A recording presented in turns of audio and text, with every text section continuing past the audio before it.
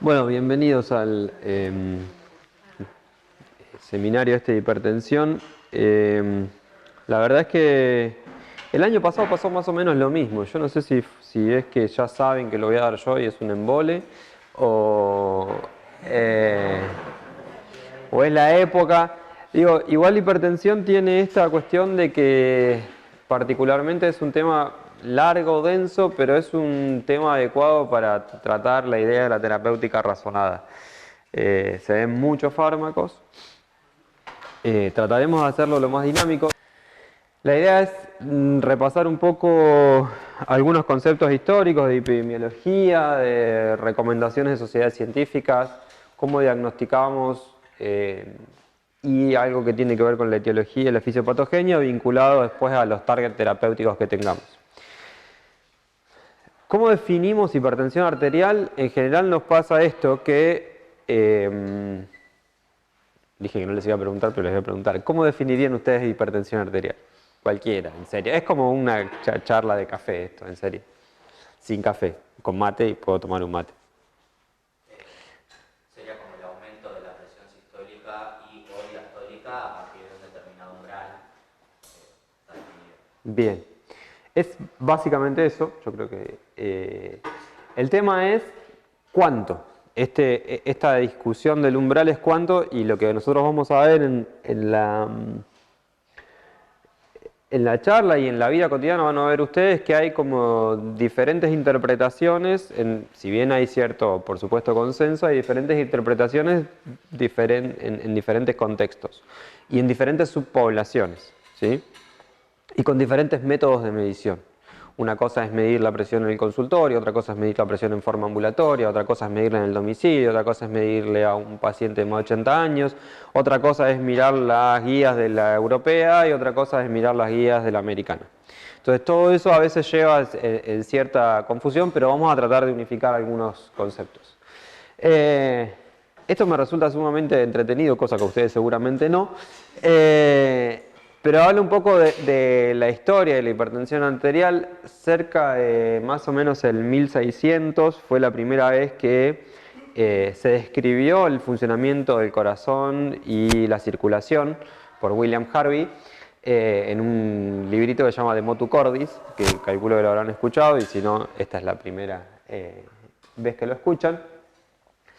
Y luego, recién, cerca del 1700, otra persona que no me acuerdo exactamente el nombre, registra por primera vez la presión arterial.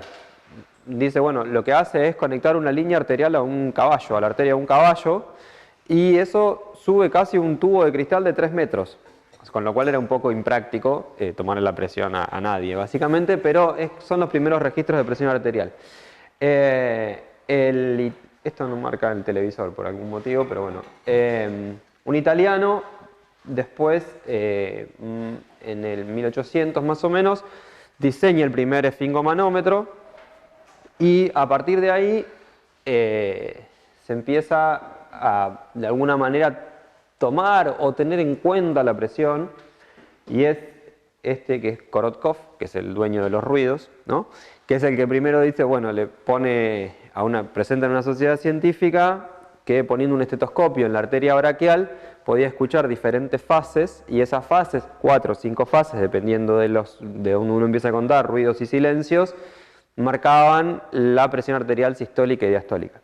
Sin embargo, nunca se le dio ningún tipo de importancia al registro de la presión arterial.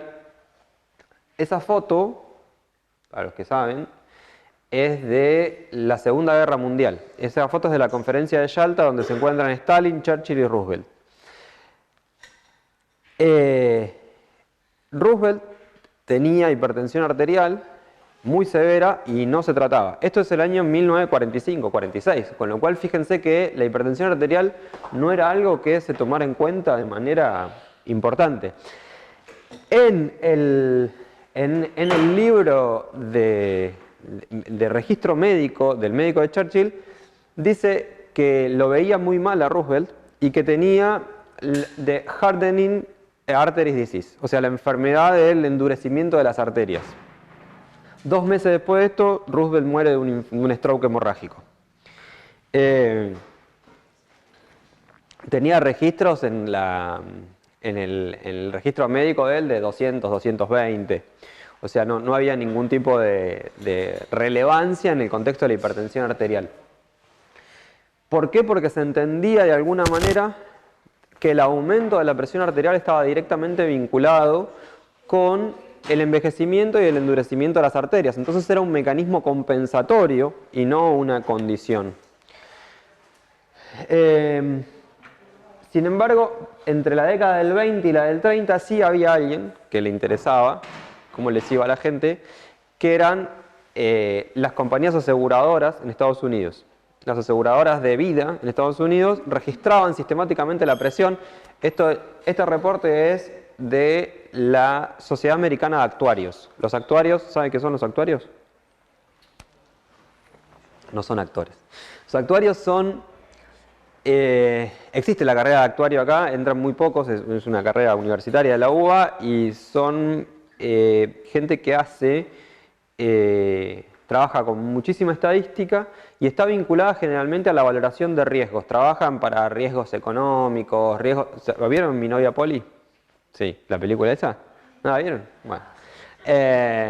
Bueno, Ben Stiller hace, en parte era un estimador de riesgos de un tipo, que hay un chabón que es un desquiciado, entonces tiene que valorar el riesgo de vida del tipo ese. Entonces, bueno, los actuarios en parte hacen eso, trabajan para bancos, trabajan para grandes empresas. Y estos fueron los primeros que registraron y lo que veían es que, como no puedo señalar con esto, lo que veían es que esto es del lado aquel es la presión arterial sistólica y de este la presión arterial diastólica. Los hombres están en violeta y las mujeres en morado. Y ven que con el correr del tiempo la presión arterial va aumentándose. Y veían que las personas que tenían mayor presión arterial vivían menos. Sin embargo, era solamente algo descriptivo. Fíjense lo que decían en las principales revistas médicas. Decían que, por ejemplo, para el año 30 decían que la hipertensión podía ser un mecanismo importante compensatorio que no debería ser tratado, ¿sí? Y que más allá de que uno pudiese controlarlo. En el British Medical Journal del 30 dice el mayor riesgo de una persona con hipertensión arterial yace en su descubrimiento, porque seguramente va a haber algún tarado que quiera tratarla. Y después esto, puede que la elevación de la presión sistólica pudiese no responder, o sea, de alguna manera a garantizar la circulación normal en los órganos esenciales, por eso se llama hipertensión esencial, ¿sí? Pero los intentos de bajarla no solo que no pueden ser beneficiosos, sino que además pueden ser dañinos. Esto es del 46, con lo cual, digo, del 50, 60 recién para acá es cuando se empieza a tomar la hipertensión arterial como algo relevante. Esto, por supuesto, que para mí es como la Biblia, es el Framingham. Framingham es un estudio poblacional y epidemiológico que se hizo en una ciudad con características muy particulares que se llama Framingham en Estados Unidos, después seguido por la Universidad de Rochester. Inició en el 49 y fue de alguna manera el estudio que fue, no sé si descubriendo, pero sí dilucidando algunos de los grandes factores de riesgo cardiovascular, entre ellos la hipertensión arterial. Acá igualmente en esta época se le daba como un criterio de que la hipertensión arterial esencial podía ser benigna por esta cuestión de que aseguraba el flujo en los órganos vitales. Se empezaba a plantear la duda de por qué se iba a tratar una condición que a priori era asintomática. Sin embargo, en el Framingham se empieza a ver, me da pena esto, pero no sé para qué me lo traje, pero ahí en el primero, les marco con ahí, dice enfermedad arterial coronaria, claudicación intermitente, que es enfermedad arterial periférica, ¿sí? La claudicación intermitente es un proxy de enfermedad arterial periférica. O sea, infarto o stroke aterotrombótico cerebral y insuficiencia cardíaca en pacientes con diferente presión arterial. Entonces se ve claramente que la presión arterial tenía una implicancia en la enfermedad cardiovascular. Más allá de eso, al principio se le da más bola a la diastólica que a la sistólica. Hoy en día la hipertensión arterial afecta a más de 1.000 millones de personas en el mundo. se le atribuye más o menos el 20% de la mortalidad. Fíjense que esto de este lado, no sé, de su izquierda, es algo que se llama el Global Burden of Diseases. Es una recopilación de carga de enfermedad que hace el Lancet cada cierto tipo de tiempo, ¿sí? Y estima cuáles son las patologías que conllevan mayor, no solamente morbilidad, sino que mortalidad. En este caso la hipertensión aparece a nivel global como una de las primeras causas atribuibles de morbilidad y de mortalidad. Esto es de los últimos datos, esa barra de este lado, es de los últimos datos de prevalencia de hipertensión en los Estados Unidos, 2018, en total, ¿sí? Y ven que hay, esto después vamos a contar por qué es tan alta la prevalencia, pero fíjense que en la proporción de pacientes de 60 o más, la prevalencia de hipertensión es cerca del 70%. ¿Qué tenemos de nuestro país? Hay varias cosas. Este gráfico de este lado es de un estudio que se llevó adelante acá con investigadores argentinos, se llama CESCAS. Es un estudio que juntó más de 8.000 pacientes en diferentes localidades. Bariloche se hizo en Uruguay y en Chile. Y lo que quería ver era la prevalencia de hipertensión arterial en esa población, en población sana a priori, o sea, sin ninguna otra patología. Y lo que ve es que por rango de edad ajustados, después podemos ver cómo se ajusta y todo, por localización y por edad, fíjense la prevalencia de hipertensión que claramente entre los 45 años para este lado da más del 40%. Algo que se replica en este estudio, que es el estudio Renata. Este estudio es un registro de la Sociedad Argentina de Cardiología, que son yo les diría más de 30 o 40 centros y casi 20 años de seguimiento. Son 6.000 y pico de pacientes y evalúan la prevalencia de hipertensión. El grafiquito de abajo está sacado de la guía de la Sociedad Argentina de Hipertensión Arterial. Ese gráfico lo que trata de replicar es esta idea que tenemos de que tal vez hayan escuchado, que es de alguna manera para difundir la cuestión de la hipertensión, que solamente 1/3 de los pacientes que son hipertensos o menos saben que son hipertensos.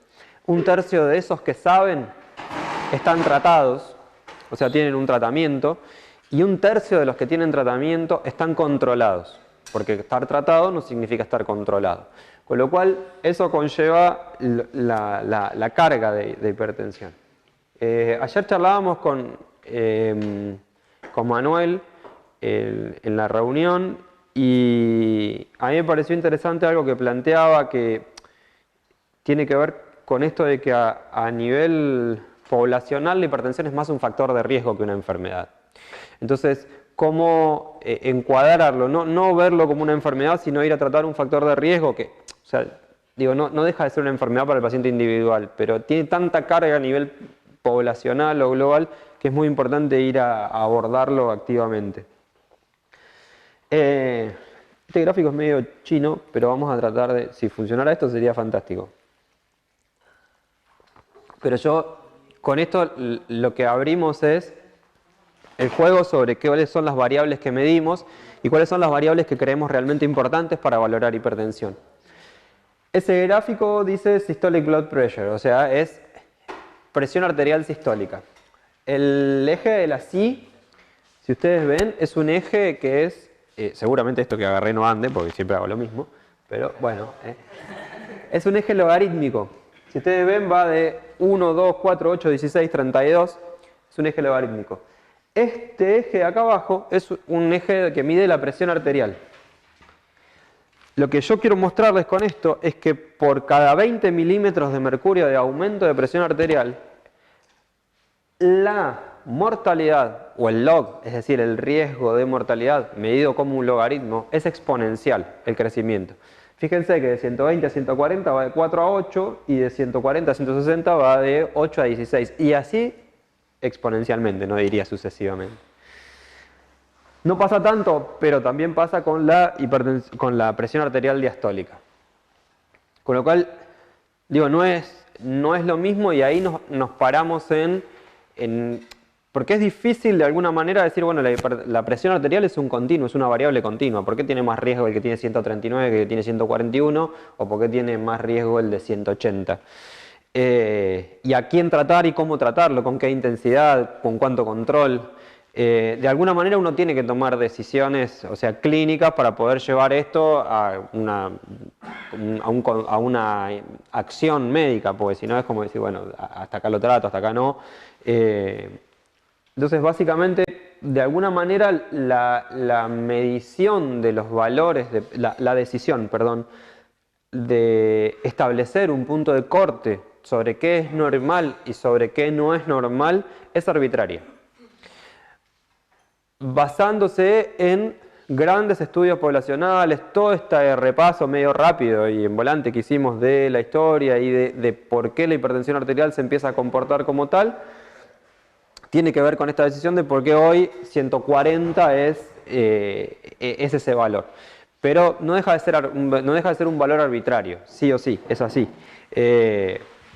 Independientemente de ello, hay que poner después al paciente en el contexto. Pero después lo vamos a ver ahora con las cosas de riesgo. Esto muestra como la contracara de lo que estábamos mirando, es decir, muestra que bajando la presión arterial, ¿sí? ¿Cuánto va bajando la presión arterial? ¿Cuánto se reduciría el riesgo de eventos cardiovasculares? No quiero agobiar demasiado con gráficos, pero... y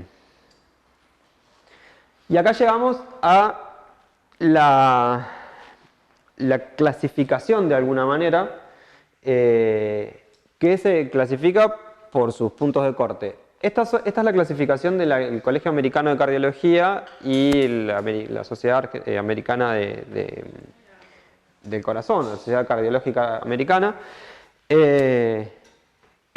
Pusimos esta guía porque es la que se produce el quiebre, un quiebre en la decisión de cuántos pacientes van a ser hipertensos y cuántos no a partir de esto. Antes se manejaba el valor de 140, tenía que hacer esto. Y ahora se definió, vino Manu. Ahora no, en 2017 se definió que en Estados Unidos esa es el stage 1, o sea, el primer escalón de hipertensión, de 130 a 139 y de 80 a 89. Estos datos están extraídos de un estudio en particular que se llama SPRINT. El estudio SPRINT fue un estudio que incluyó más o menos 9.000 pacientes y lo que trató de valorar era si era mejor o no, en términos de mortalidad y eventos cardiovasculares, el control intensivo de la presión arterial versus el control habitual. El control habitual estaba parado en 140, como siempre, y el control intensivo era tener cerca de 120 milímetros de mercurio. Lo que ellos ven es que los pacientes que tienen la presión arterial más baja, con control intensivo, ¿sí? Tienen menos eventos cardiovasculares y menos mortalidad, a expensas de el uso de 3 fármacos para controlar esa presión versus el uso de 1,5 o 2 fármacos para controlar esa presión. Por otro lado, hay una crítica grande, digo esto para ir desmenuzando desde dónde se toman las decisiones, hay una crítica grande sobre este estudio, que es que la metodología de toma de la hipertensión arterial, de la presión arterial, no es la habitual. Es decir, lo que utilizaron fue una medición que se llama en inglés, o en castellano, es medición automática de la presión arterial fuera del consultorio. Es decir, el paciente entra en una salita aparte, ¿sí? Donde una enfermera o un médico aprieta el botón del tensiómetro, le toma la presión arterial repetidas veces, pero la persona que lo controla no está ahí. Eso es para evitar esto que conocemos como hipertensión del guardapolvo blanco. Ese fue el sistema que se utilizó para este estudio y otros estudios utilizaron otras cosas. Esto es lo mismo, la prevalencia de hipertensión, pero ahora, ¿qué pasa? Corrida, ¿sí? Con los valores de 130, de 130 a 80. Entonces, ¿qué pasó? Aumentó un 25% la población de hipertensos de Estados Unidos de un momento para otro, desde que se decidió cambiar esto. Como así también aumentó aquellos pacientes que en teoría estaban controlados y dejaron de estar controlados por el mero hecho de cambiar el umbral. Este es el estudio Sprint, el de arriba. El de abajo es un estudio que se publicó en un tiempo anterior. La gran diferencia entre estas dos poblaciones, además del número, es que el ACORD es en pacientes diabéticos y el Sprint es en pacientes no diabéticos. De hecho, ser diabético era un criterio de exclusión. Pero, tomado con estrategias más habituales o más básicas de control de presión arterial, este estudio no dio absolutamente ninguna diferencia. Entonces se plantea esta cuestión de hasta dónde es real lo que dice un estudio, hasta dónde es real lo que dice otro, cada uno con sus fortalezas y debilidades, pero básicamente es donde se plantea un poco el debate. Del otro lado del charco, la Sociedad Europea, ¿sí?, de Cardiología, y es lo que adopta la Sociedad Argentina de Hipertensión Arterial y la Sociedad Argentina de Cardiología, definen hipertensión, como 140 a 159 y 90 a 99. Ese es el límite, y es el límite que nosotros vamos a usar porque estamos acá, ¿sí? Y es el que nos vamos a manejar para de alguna manera definir sí o no hipertensión y decisión.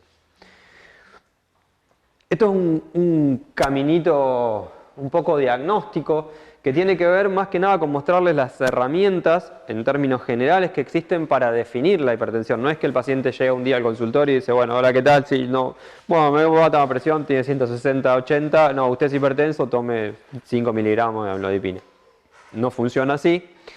Y por sobre todas las cosas, otra cosa que hablábamos ayer es esto de ojo con la prisa de abordar una decisión terapéutica en el diagnóstico de una enfermedad crónica.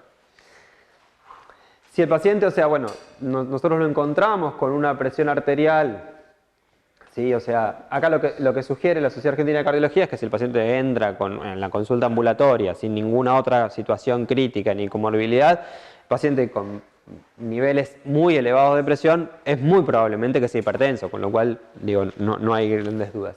Las grandes dudas siempre suceden, como en todo diagnóstico de enfermedades, en los grises, ¿no? Entonces, el que tiene la presión normal es normal, y los que tienen las presiones limítrofes o los primeros niveles de presión arterial, es probable que uno los deba volver a citar, con diferentes estrategias, no importa, pero es probable que los deba volver a citar, que los controle más de cerca, y que vea antes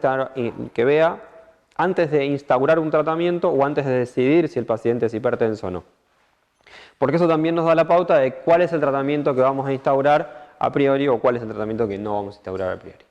Como herramientas de manejo o de decisión diagnóstica, además de la valoración, por supuesto, en el consultorio, independientemente de la toma de presión arterial, existen otras, que es el monitoreo domiciliario de la presión arterial. Se le pide al paciente que se tome la presión, se le dan ciertas explicaciones.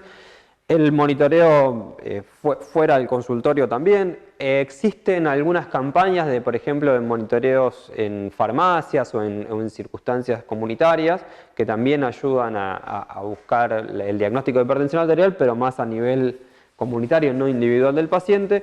Y después el monitoreo ambulatorio de presión arterial, que es un dispositivo que es como si fuese un tensiómetro, que va aplicado al brazo durante 24 horas y eso registra cada 15 o 30 minutos, dependiendo del intervalo, los valores de presión.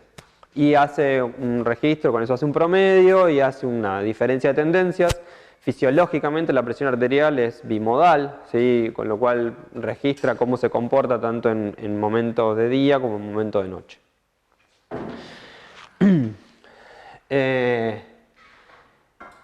Si nosotros tenemos cuáles son como los escenarios de presión arterial, una vez que nosotros tenemos el paciente diagnosticado hipertenso o que sospechamos que tiene hipertensión, puede ser la hipertensión normal, la hipertensión arterial habitual, la hipertensión oculta, que más o menos ocupa un 10% de la población, es decir, el paciente que viene al consultorio y que nosotros le tomamos la presión y tiene la presión normal, sin embargo ese paciente es hipertenso y no lo conoce. Y la más conocida, que es la esperable, que es la hipertensión de guardapolvo blanco, donde el paciente viene y tiene la presión alta y él te dice, no, es presión nerviosa. A ese paciente hay que seguirlo y ver si realmente no es hipertenso. Estos son ventajas y desventajas de cada uno de los métodos que me parece que exceden la idea de la presentación.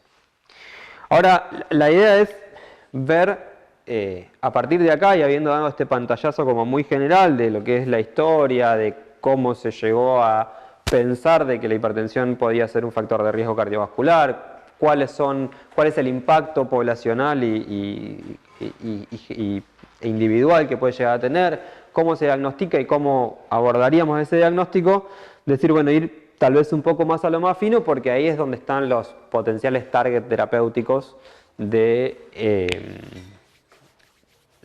tratamiento farmacológico. ¿Tienen idea cómo se regula la presión arterial? Así, medio al voleo, podemos. Pero en general. Bien. A este joya pues no borra. ¿Este era pizarrón o biombo? No, ese es Pizarrón. Sistema renina-angiotensina, bien. ¿Qué más?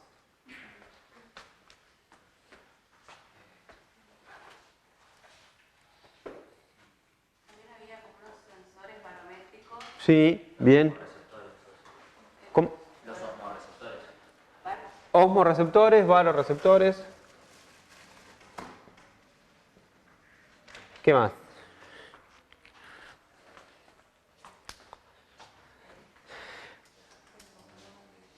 Pero más o menos, bueno, vamos por ahí. Lo que hace el sistema cardiovascular, es decir, vean como, yo me lo imagino a veces como sin pensar en presión, pero como un nivel de carpintero. Lo que va midiendo es el flujo, va midiendo esa variabilidad de flujo, ¿sí? Y lo que controla de alguna manera no es la presión arterial diastólica o sistólica, sino la presión arterial media.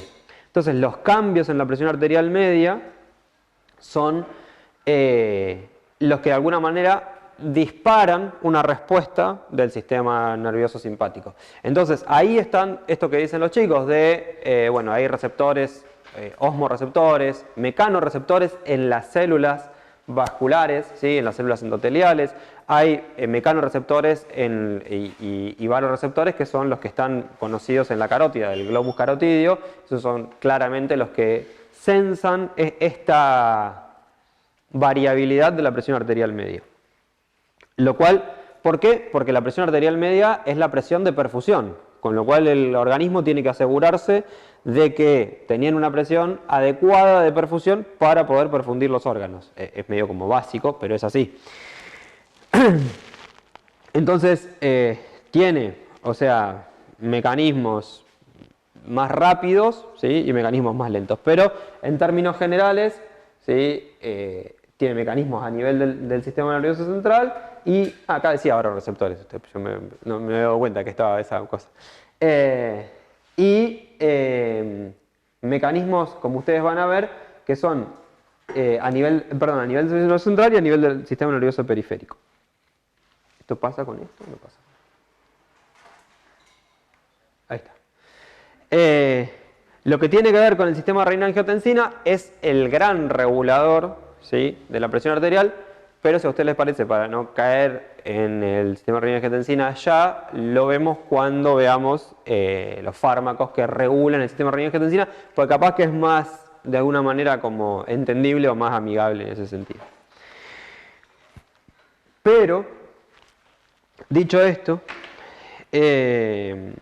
la presión arterial está determinada por un montón de circunstancias, o sea, no solamente por el sistema renina-angiotensina, que es como el gran actor. Dijimos, por un lado el sistema renina-angiotensina, por el otro el sistema nervioso simpático o el sistema nervioso central, ¿sí? El sistema inmunológico, cambios en el sistema inmunológico hacen generar variabilidad en la presión arterial, cambios endoteliales crónicos generan cambios en la presión arterial y obviamente cambios en...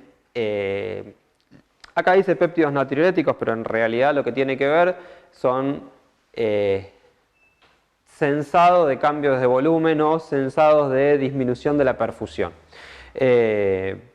O modificaciones intravasculares de los volúmenes. Todo eso hace que la presión arterial cambie de alguna manera en un pantallazo fisiológico ultra general, ¿no? Vamos a meternos en renina-angiotensina un cachito más adelante. Esto lo puse es como que a veces lo pongo antes, después lo pongo después, corro los slides de esto porque no sé a veces dónde ponerlos, pero me parecía como importante pensar en que una vez que uno lo diagnostica, saber un poco qué es lo que pasa. Una vez que sabe qué es lo que pasa, dice, bueno, yo lo voy a tratar, pero para tratar a ese paciente, de alguna manera tengo que estratificar el riesgo. ¿Qué quiere decir estratificar el riesgo? Ponerlo en el contexto de lo que yo creo que al paciente le puede llegar a pasar y a partir de ahí establecer una estrategia de tratamiento que claramente y más aún en esta patología, con esta gran convocatoria, es primordial el tratamiento no farmacológico. Ah, pensé que era para mí, pero no. Le metí sorry. Le metí un vueltín ahí, pero nada. Es primordial el tratamiento no farmacológico. Ahora sí, ahí voy. Ahí voy por la segunda. Hay diferentes scores, y esto es, como dato, lean la introducción del trabajo práctico.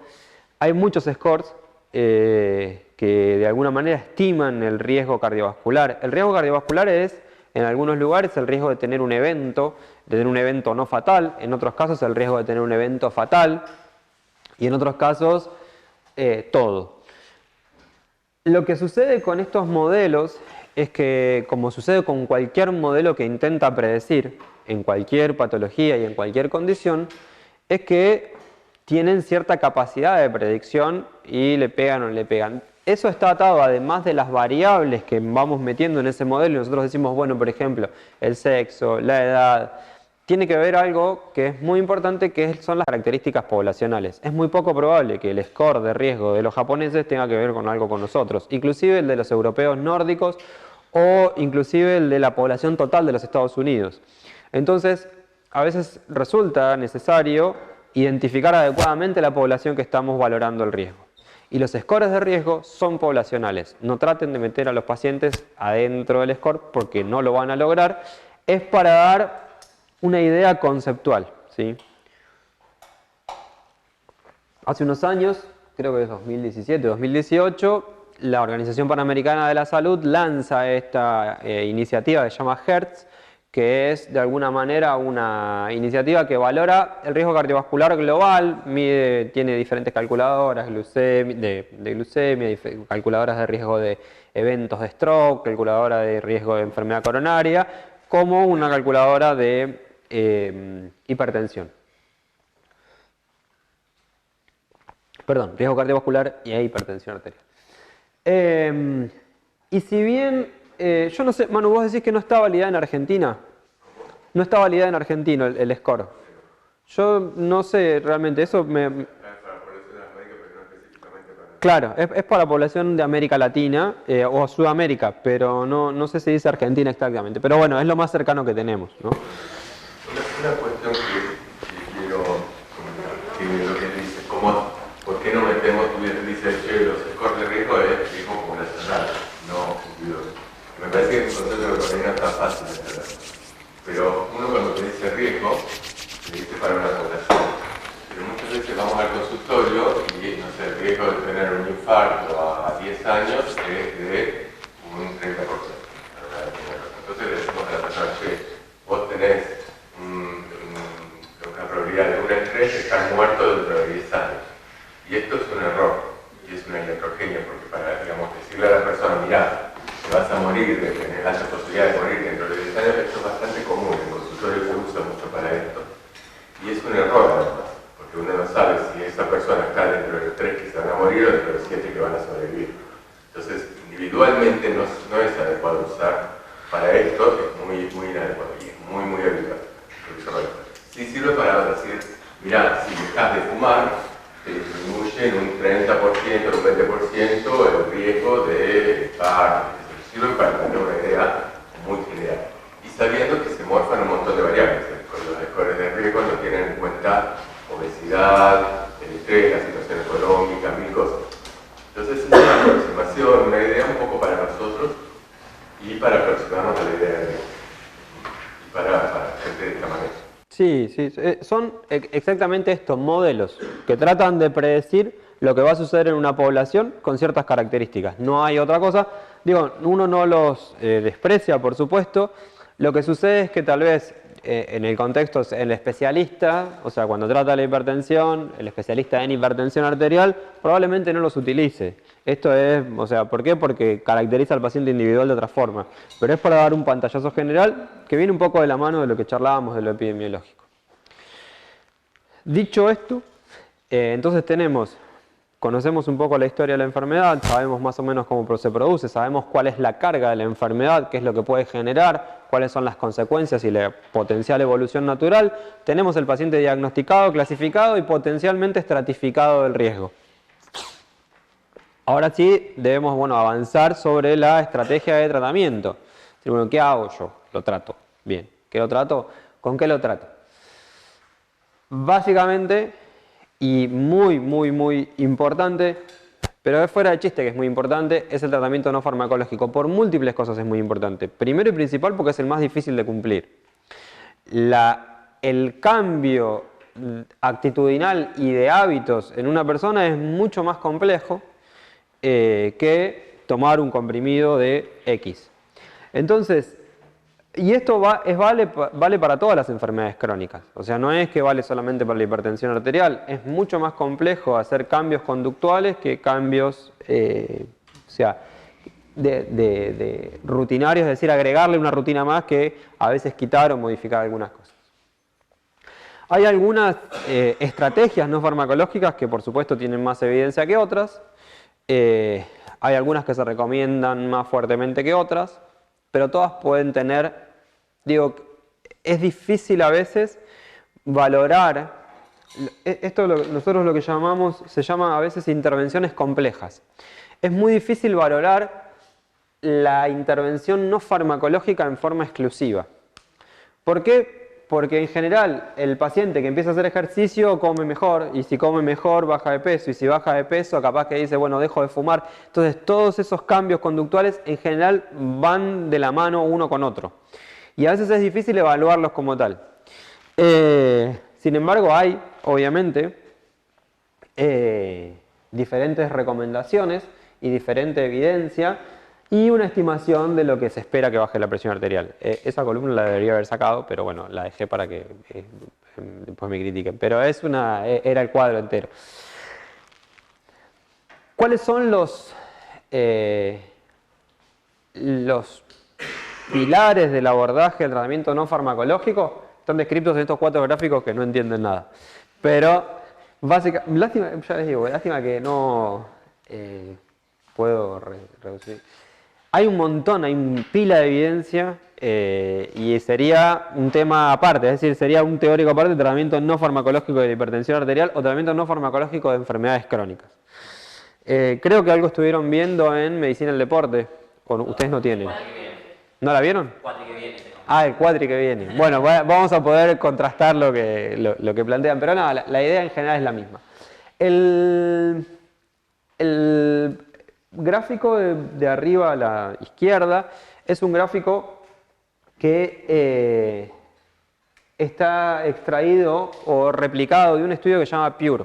El estudio PURE es un estudio poblacional muy grande que se hizo en comunidades urbanas y rurales para establecer cuáles eran los riesgos y cuáles eran las causas de mortalidad cardiovascular, cómo se morían los pacientes.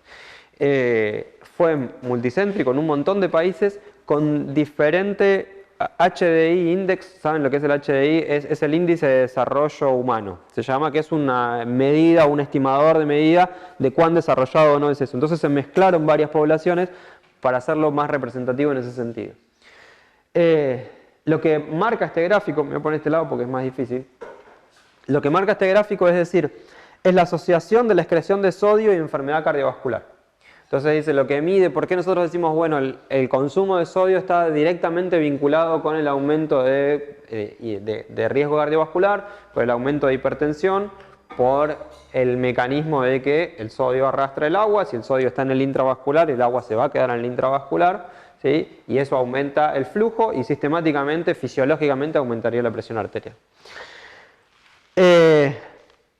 Esto es la excreción de sodio en gramos por día, ¿sí? Y el riesgo cardiovascular. A partir de esto se genera un poco un debate de cuánto sodio se podría consumir o si es necesario decir, bueno, yo elimino el sodio de la dieta. La decisión de eliminar el sodio de la dieta del 100% casi nunca es acertada. O sea, siempre hay una recomendación de un cierto gramo de consumo de sodio, que creo que son 4,5 gramos de cloruro de sodio, que creo que es la sal, no la sal de mesa. La cucharadita. Y ustedes ven que esto es la medida de riesgo, ¿sí? Esto es la medida de riesgo y esto es la excreción de sodio por día, es decir, lo que excreta el paciente. Ven que acá si excreta poco sodio tiene más riesgo. ¿Por qué? Porque tiene mucho sodio intra. Y después acá se empieza a normalizar, con lo cual ahí la diferencia es medio compleja y no se sabe hasta cuánto uno sodio podría consumir. El gráfico de acá abajo lo que muestra es un metaanálisis muy grande de muchos trials en hipertensión sobre actividad física, pero sobre distintos tipos e intensidades de actividad física. Muestra actividad física de alta intensidad, actividad física de resistencia, combinado entrenamiento e entrenamiento isométrico. Todas las intervenciones y en su conjunto tienen beneficios sobre la reducción de la presión arterial. Esto habíamos hablado, que nosotros lo que hemos visto epidemiológicamente, que era que reducir la presión arterial se de alguna manera relacionaba con reducir eventos, ¿sí? Nosotros lo mirábamos como una variable subrogada, la reducción de la presión arterial, pero es una variable subrogada que habíamos discutido la clase pasada, de que había variables subrogadas que eran más mejores y otras más peores. Bueno, esta podría ser más mejor en este contexto. Acá hay una...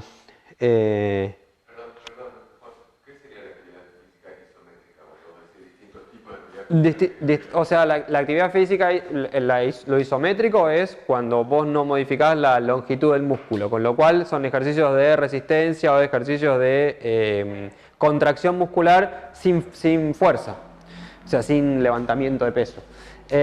Acá hay de todas, resistencia, y estos son los grupos de pacientes con presión arterial normal, prehipertensión o hipertensión.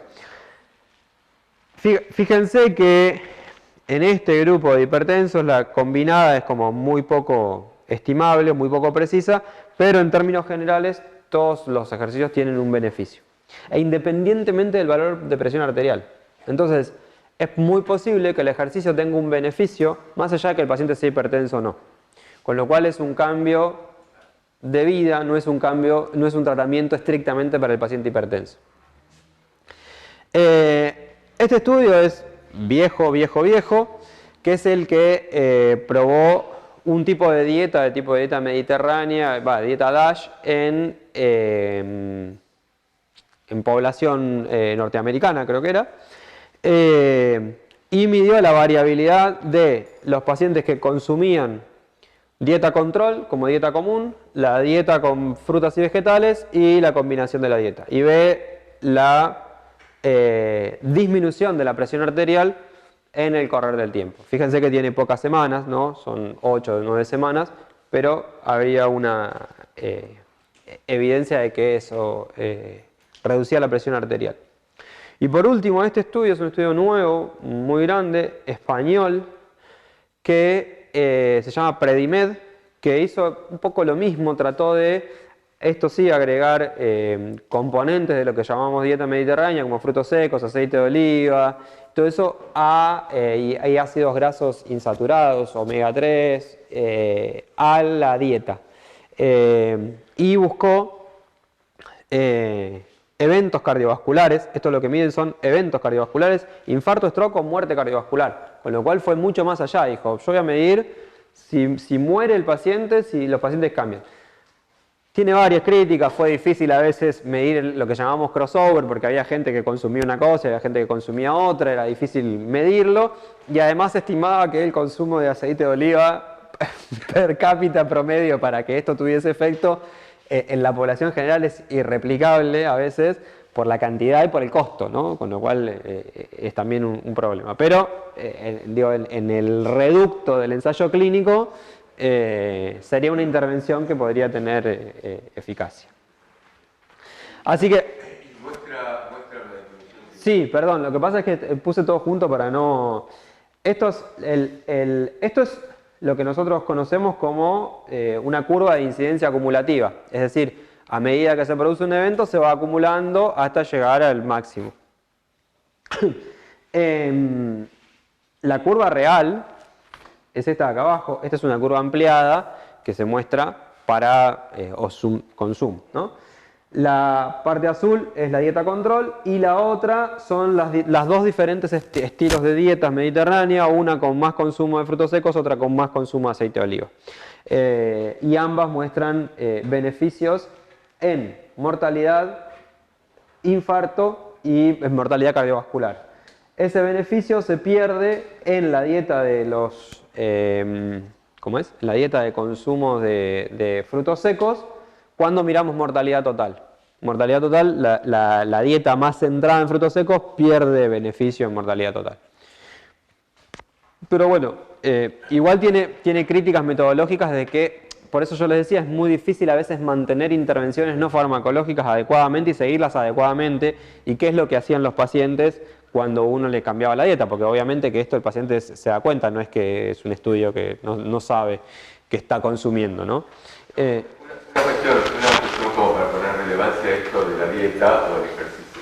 Fíjense que nosotros acá, digamos, explicamos de alguna manera la falta de integralidad de mirada sobre las personas, porque hablamos sobre hipertensión hoy, y otro día hablamos sobre colesterol arterial y la forma de enseñar y la forma que sabemos. Pero ustedes ya tuvieron un taller sobre demencia, por ejemplo. Si se acuerdan, demencia, Alzheimer, si se acuerdan, la dieta modificaba también la posibilidad de demencia, y es la misma dieta. Y estamos hablando de dieta y de ejercicio. Estamos hablando exactamente de lo mismo y nada más que uno cuando es difícil integrar, pero la verdad es que esto tiene muchísimas más ventajas que simplemente la disminución del infarto. Estamos hablando de calidad de vida, de posibilidad de memoria, de otras cuestiones. Sí, y va a volver a caer en... Estamos hablando de POC y estamos hablando más o menos de lo mismo. Sí, digo, y va a volver a caer. El ejercicio tiene un rol fundamental, un cierto tipo de ejercicio, en la insuficiencia cardíaca tiene un rol fundamental. El ejercicio y la dieta tienen un rol fundamental en la diabetes, en las dislipemias, en todo lo que vayamos viendo potencialmente va a estar vinculado con esto. La idea es que, como charlábamos la vez pasada en el aula, es que no nos pongan 15 minutos por día, 3 veces por semana, que camine la vuelta de manzana, saque al perro. O sea, tratar de profundizar un poco en esto. Y capaz que es medio repetitivo, pero por eso se llama terapéuticas la materia y no solamente farmacología. Esto es un poco el timeline de cuáles fueron los primeros estudios, ¿sí? Que de alguna manera fueron entendiendo. Fíjense que después del estudio Framingham en 49, que es lo que habíamos visto, que empezaban a ver que la hipertensión, que la presión arterial alta podía estar vinculada, acá se hacen estudios ya en la década del 70, con lo cual no hace mucho que la hipertensión forma parte de nuestra decisión de tratarla médicamente. Esta línea son un montón de estudios, ¿sí? Como mostrábamos recién, estudios alimentarios en el año 97, 98, y eso va de alguna manera como llevando como una moda, ¿no? Hay como cierta moda que se genera, entonces se producen estudios sobre cierta cosa durante una época y después dejan de hacerse y después retoman. Básicamente es para marcar esto. El OLHAT es el estudio farmacológico más importante que se hizo en hipertensión arterial. Más importante desde el tipo de volumen, desde la cantidad de pacientes y desde las estrategias de tratamiento farmacológico, y posiblemente sea quien tracciona gran parte de la evidencia de lo que hay en el tratamiento farmacológico. Así que bueno, pero básicamente es para mostrar eso. A partir de esto que se hace 2002, dice, yo no me acordaba, pero más o menos en el 2002, el OLHAT es un estudio que compara inicialmente cerca de 40.000 pacientes, lo van a tener en la introducción, cerca de 40.000 pacientes, y compara 4 ramas de tratamiento en pacientes hipertensos. Compara una rama de tratamiento diurético con tiazidas, compara una rama de tratamiento con bloqueantes cálcicos, compara una rama de tratamiento con inhibidores de la enzima convertidora y compara una rama de tratamiento con alfa bloqueantes, ¿sí? Que es el prazosine. En este caso, esta rama se discontinuó por falta de eficacia y quedaron estas tres ramas. Ya les decía, digo, gran parte de los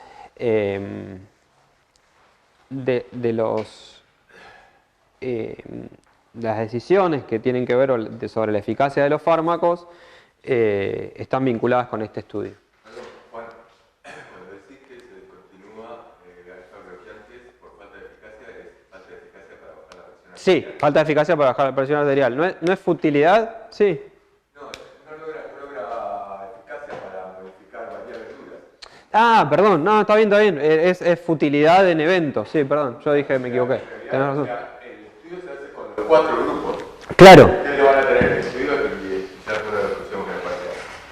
Pero en el estudio se hace con los 4 grupos. Y justamente para demostrar si tienen eficacia o no, para modificar no la presión arterial. El estudio lo interesante es que no ve si modifican presión arterial, a ver si modifican muerte. Por ejemplo. Sí, perdón. Muerte cardiovascular, etc. Y una de las conclusiones del estudio es que alfa bloqueantes no lo logra, por eso lo interrumpen. Es muy interesante, por eso no usamos alfa bloqueantes, porque ese estudio demuestra que no modifica variables duras. Vieron que se hacen análisis intermedios de los estudios y en esa rama se ve que no modifica eventos. Perdón, yo dije hipertensión, sí, pero venía como embalado pensando en lo que seguía. Desde el punto de vista farmacológico, ahora sí abordándolo, tenemos diferentes estrategias. Posiblemente ustedes ya las hayan... Esto no sé, no, es una cosa... No. Ya las hayan visto en alguna instancia, no sé si vieron algo en clínica o vieron algún tipo de fármacos. Y la idea es concentrar, tal vez el seminario, hay un montón de estrategias, pero digo, la idea tal vez es concentrar el seminario en las cosas más habituales. Básicamente lo que tenemos son grupos con diuréticos, cuyos más importantes son los diuréticos tiacídicos o lo que se llama tiazidas-like. ¿Sí? Los tiacídicos estrictamente es la hidroclorotiazida y las tiazidas-like son indapamida y clortalidona, que son parecidos, pero no son estrictamente... Son todos derivados de sulfas, estas drogas. Gracias, tengo asistente.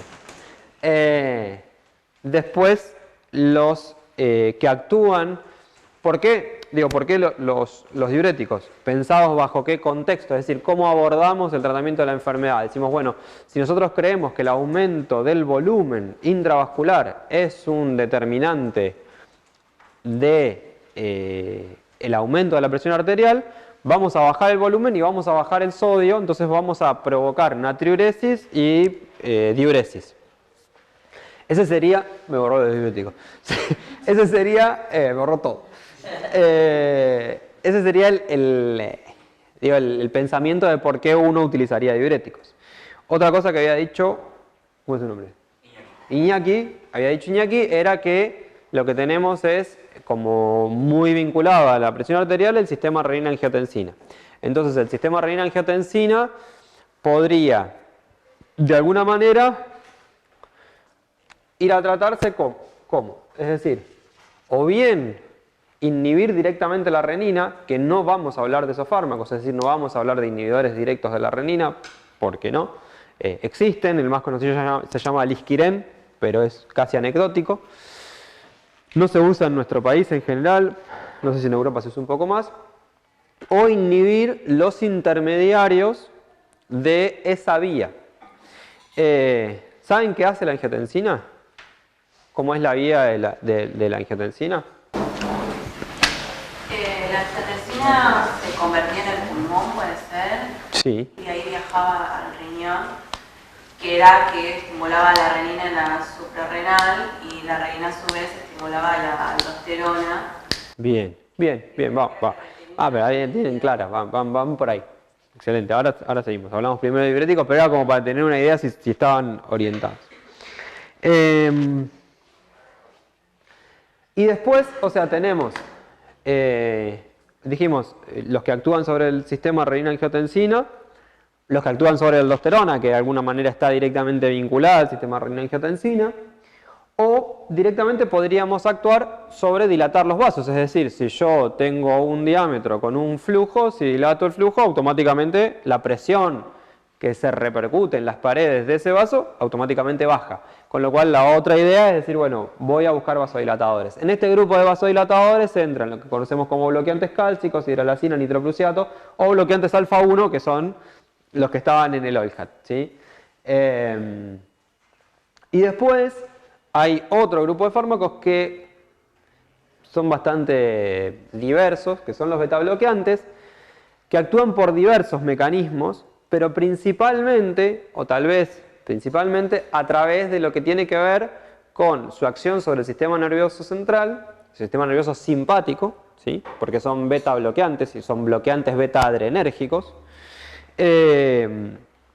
y consecuentemente qué acción tienen sobre el corazón. Ahora lo vamos a ver, pero digo, ese es un poco el escenario que nos encontramos como para decir, bueno, tratamos la presión arterial, cuáles son los diferentes lugares que nosotros podríamos abordar, ¿sí? Podríamos abordar por vasodilatar, podríamos abordar por bajar volumen, podríamos abordar por tratar a nivel del sistema renina-angiotensina u otras cosas. Perdón, Juan, ¿puedo agregar una cosita? Sí, obvio. Mira, esto mismo, él dice, si ustedes lo piensan... Tengo dos. ¿Se acuerdan cuál es la fórmula de presión arterial de que depende? A eso le iba a decir más adelante, pero sí. Pero está, no, decirlo ahora, ya está. No, ya lo dijo. ¿Se acuerdan de qué depende de la presión arterial? Claro, es esta, la fórmula es esta, presión arterial, volumen minuto por resistencia periférica. Esto, por resistencia periférica.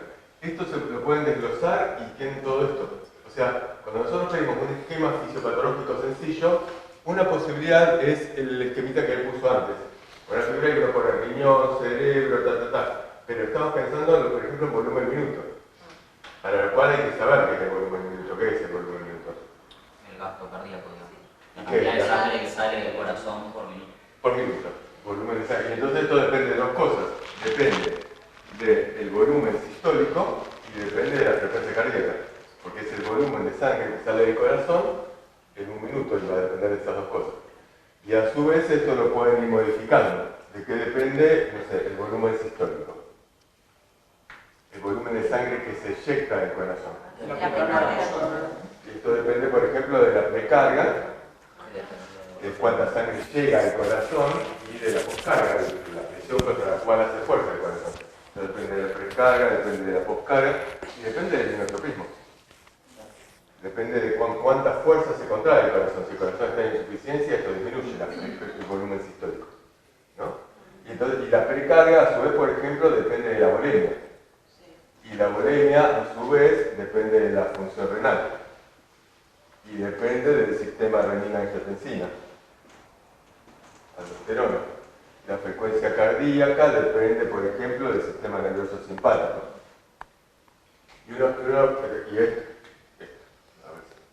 Los dos fibrones del sistema nervioso simpático. El sistema nervioso, la actividad del sistema nervioso simpático a su vez va a estar regulada por los detectores de vasoreceptor.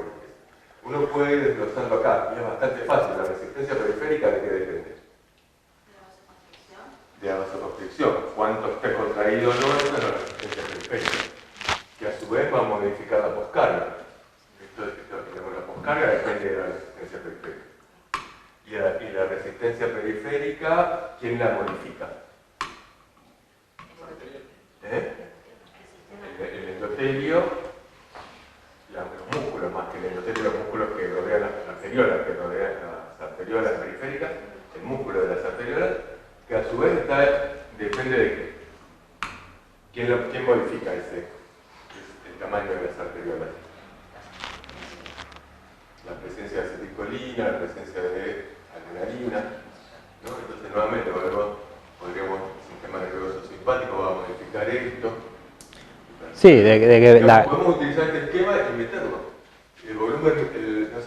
che, acá podría meter beta-bloqueantes acá, o podría decir los beta-bloqueantes modifican el inotropismo, digamos, al momento de usarlo. Beta-bloqueantes modifican... sí, también. Acá. Sí. Acá podría poner beta-bloqueantes. Acá podría el sistema renina, angiotensina, aldosterona, estoy muy prolijo, pero acá podría poner los dietas. Y en otro lugar del sistema renina, angiotensina, aldosterona podría poner los aradosos.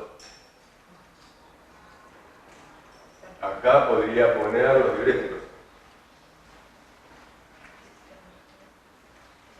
Acá el sistema nervioso simpático también interviene los beta-bloqueantes. La actividad beta-bloqueante. ¿Entienden? Digamos, la cuestión es para qué pensamos un esquema fisiopatológico, para pensar un posible sitio de acción, porque si yo digo, bueno, la memoria depende del volumen de sangre que llega al corazón, estoy habilitando a que los vasodilatadores se utilicen para las demencias. Y es una barra basada. Pero se usan vasodilatadores para las demencias. ¿Cómo corresponde? Claro. No te estoy dando el micrófono, no sé si te escucho. ¿Se entiende esto? O sea, partimos del esquema fisiopatológico. Después hay que llegar a decir, che, los alfa bloqueantes que actuaban acá, en la resistencia periférica, porque modifican esto, no se van a usar. ¿Pero por qué? Porque en el estudio alfa, en los estudios, no han demostrado evidencia para variables. Pero se podría. Inicialmente se tendría que estudiar, se tendría que mirar como es lo que dicen, che, para la renina. Bueno, joya. Un poco esto que dice Manu, si bien es real que en condiciones fisiológicas esta ecuación es muy útil para esto, en condiciones fisiológicas esa ecuación siempre, o sea, si nosotros inhibimos o bajamos la resistencia periférica, le tenemos que aumentar el volumen minuto para mantener una presión arterial, ¿no es cierto? Pero digo, eso es desde el punto de vista fisiológico. Pero para pensarlo en abordaje de cuáles son los fármacos y dónde actuarían cada uno, los tenemos. Ahora, eso está, o sea, más que claro y lo vamos a ir tratando de meter ahora cada vez que veamos cada uno de estos grupos principalmente. Los diuréticos, ¿sí? Y nos vamos a centrar particularmente en los diuréticos tiacídicos y nos vamos a centrar dentro de los diuréticos tiacídicos en hidroclorotiazida y las tiacidas light, que son clortalidona e indapamida.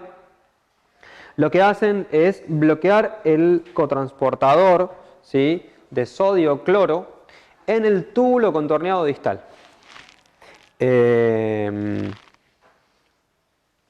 No voy a borrar nada. Esto en cualquier momento me la llevo, tiene una batita esta que me la estoy llevando cada vez que paso. Entonces, bloquean el sodio-cloro en el túbulo contorneado distal. Esto es relevante lo anoto, me resulta relevante por varios mecanismos. Obviamente que si bloquean el transportador, lo que hacen es impedir que se reabsorba el sodio, con lo cual favorecen la natriuresis y la diuresis. Ahora, esto es relevante, ¿por qué? Porque a nivel del sodio que se reabsorbe en forma normal, ¿sí? Normalmente, a nivel del túbulo contorneado distal, se reabsorbe solamente un 5% de sodio. Entonces, el efecto de las tiacidas podría no estar directamente vinculado a la reabsorción de sodio. Es decir, nosotros decimos, bueno, son diuréticos, pero son diuréticos que me hace, o sea, yo digo, me tomo un diurético, entonces con ese diurético aumento la diuresis y la natriuresis y con eso bajo la presión arterial. Bueno, este no sería el mecanismo, como para mezclarlos un poco, no sería el mecanismo principal de por qué las tiacidas bajan la presión arterial. Si bien en una primera instancia es si los primeros 4, 5, 6, 7 días, la primera semana de tratamiento con diuréticos tiacídicos se ve que esta inhibición sería, después hay caminos alternos y paralelos por los cuales el sodio se vuelve a reabsorber y la tiacida continúa manteniendo ese descenso de la presión arterial. El mecanismo por el cual las tiacidas generarían esto sería básicamente la vasodilatación. Ahora no se sabe exactamente cómo es el mecanismo intrínseco de por qué generan vasodilatación.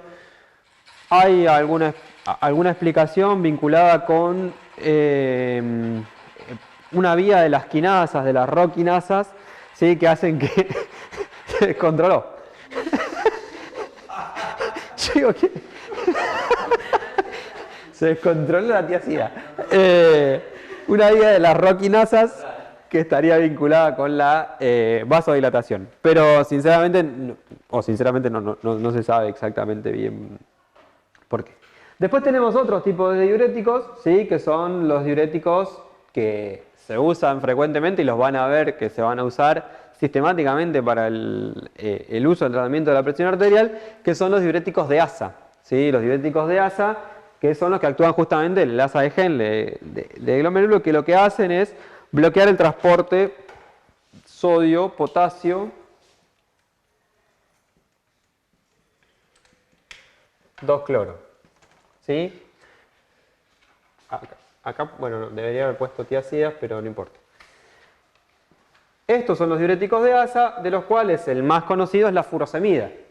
La furosemida es el diurético de ASA por excelencia y el que se usa habitualmente. La furosemida genera muchísimo más volumen de diuresis que los diuréticos tiacídicos, ¿sí? Simplemente por el lugar de donde actúa. Sin embargo, no tiene eficacia demostrada en el tratamiento de la hipertensión arterial. Con lo cual, no tiene eficacia demostrada en desenlaces clínicos. Sí puede bajar la presión en algún contexto y se usa. Pero bueno. Y después, digo, hay otros diuréticos, pero centrémonos en los que tienen cierto rol. Los que se llaman ahorradores de potasio. Los diuréticos ahorradores de potasio, principalmente la esplerenona y la espironolactona, son en realidad inhibidores del receptor de aldosterona. Que creo que los vimos en algún lado. ¿Ya? No, todavía no los vimos. No. O se llaman antialdosterónicos.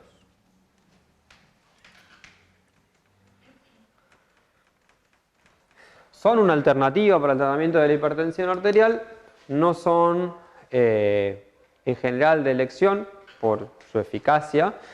Sin embargo, lo van a ver a la espironolactona y a algún otro de este tipo de diuréticos entremezclado mucho en la patología cardiovascular porque tienen otros beneficios y a veces pacientes que tienen hipertensión y además tienen enfermedad cardiovascular toman espironolactona, pero no directamente por la eficacia que tienen como antihipertensivo, sino por otros motivos.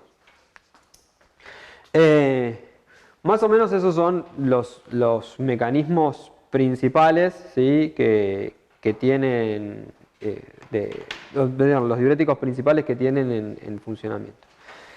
Lo que contaba un poco Manu es esto, ¿no? O sea, esto que está ahí. Es decir, la hipertensión es gasto cardíaco por resistencia periférica. Gasto cardíaco, volumen, minuto, como quieran llamarlo, es exactamente lo mismo. Entonces, nosotros dijimos, bueno, la excreción de sodio de las tiacidas es el 5%, que veníamos contando. Con lo cual, tiene que haber otro mecanismo por el cual las tiacidas bajen la presión arterial. Básicamente es esto. Generan cierta vasodilatación.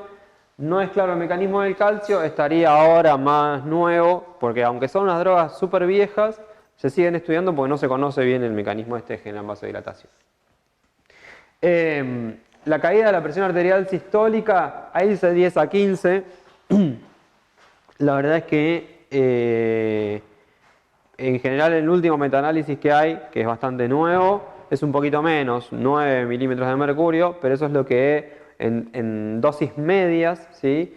Las dosis habituales son 12,5 o 25, se puede dar hasta 50 miligramos por día, descendería la presión arterial. Estas son las...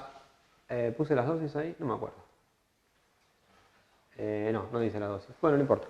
Estos son los tres principales fármacos y lo que es relevante es pensar, perdón, pero me estoy medio ahogado,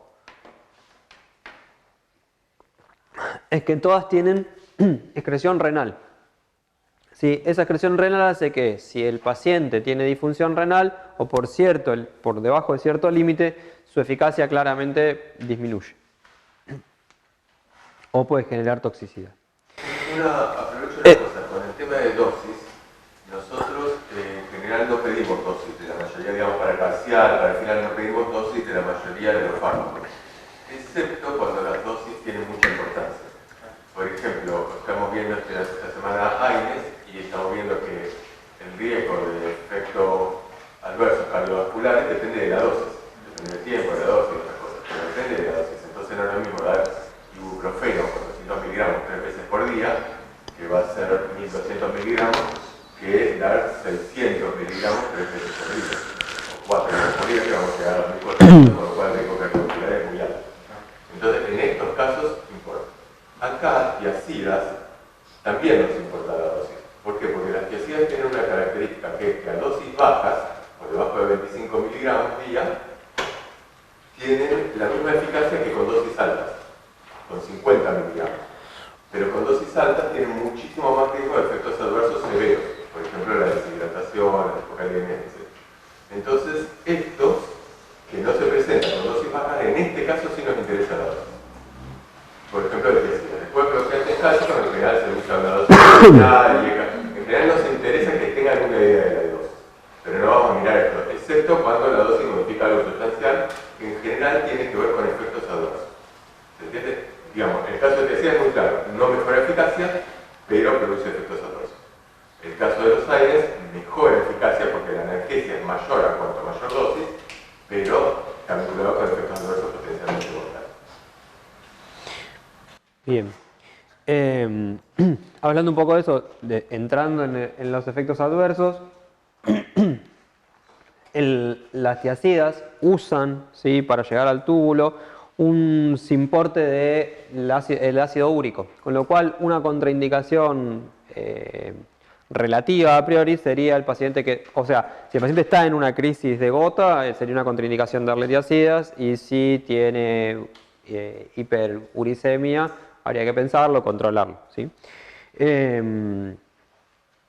La eficacia de las tiazidas está concentrada principalmente en el OLHAT. Hay otros estudios que comparan tiazidas y ahora lo vamos a ver con otros estudios, pero los datos más importantes... yo había dicho que era... cuando dije tiazidas de OLHAT dije hidrocloro, no, dije tiazidas. Es clortalidona, no es hidrocloro, pero es clortalidona. Y estos datos, principalmente, esto es reducción de riesgo relativo, por supuesto. Cuando me refiero a reducción de riesgo relativo, eso es lo que a ustedes no les importa, que es el que toma versus el que no toma, pero no es absoluto esto, ¿sí? Ningún riesgo de estos es absoluto. Pero sí han demostrado disminuir eventos cardiovasculares, insuficiencia cardíaca, stroke y mortalidad. Con lo cual, son una piedra angular en el tratamiento de la hipertensión arterial. Además de todo eso, si bien, por supuesto, tiene efectos adversos, y lo vamos a ver, acá estaba resumido un poco esto del OLHAT, tiene efectos y los vamos a ver, son drogas seguras, tolerables, baratas y con eficacia clínica demostrada. Un tema con el tema de eficacia de tiazidas es tiazidas, digamos, hablamos de tiazidas y simitiazidas, ¿no? O sea, tiazidas sería hidroclorotiazida y simitiazidas sería clortalidona en la familia. Ahora, él plantea en el gráfico anterior que lo que tiene mucha evidencia es clortalidona. Y esa evidencia, lo plantea correctamente, sale del OLHAT. Por eso nosotros planteamos este estudio, que es el que va a contar, un estudio enorme, muy importante. Muy raro de encontrar un estudio de este tamaño y bien. Pero la hidroclorotiazida lo que tiene es, uno no puede decir, che, hay evidencias porque no se hizo estudios a ver si tiazida era mejor que otro fármaco. ¿Por qué? Porque las tiazidas son los fármacos más viejos en hipertensión. Entonces, son siempre el comparador. Entonces, los otros fármacos se compararon contra tiazidas. Incluso caledonas también. Se comparan contra clortalidona, se pone clortalidona, pero y ningún fármaco mejoró la eficacia de tiazidas para la diabetes. Con lo cual uno dice, che, ¿por qué se usa? Porque en la práctica se usa mucho menos tiazidas a dosis moderadas bajas que las que se debería usar. Se utilizan mucho más, por ejemplo, artanas. ¿Y cuál es la gran ventaja de tiazidas? Es que ha demostrado claramente eficacia en esto que les digo, en esta variable. La